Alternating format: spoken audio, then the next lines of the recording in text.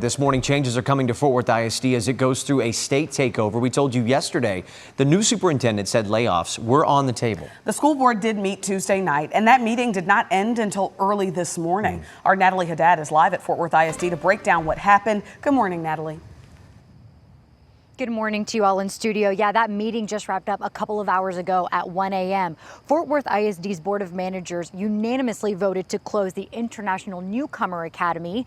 This is something we've been reporting on for a while now. This is a school here in Fort Worth that is dedicated to immigrant and refugee students. The Board of Managers also approving several other agenda items last night, including the non-renewal of some employee contracts, as well as the termination of certain probationary staff and a resolution to create a reduction in force and determining who could be impacted. Now, we already know that many of the cut positions support English language learners, emergent bilingual programs, and even speech therapies. District leaders say the closure comes down to access. They believe larger campuses offer more opportunities, like a broader range of electives.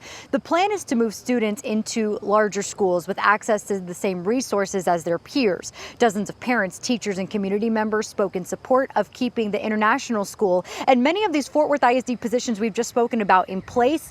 The superintendent pushed back. But we have to ask ourselves, do we want better for our kids, or are we here to fight for adults in buildings? Our students are the lowest performing in the state of Texas for urban districts. When those services are not consistent, services are disrupted. And for students like my son, disruption in speech services has real consequences.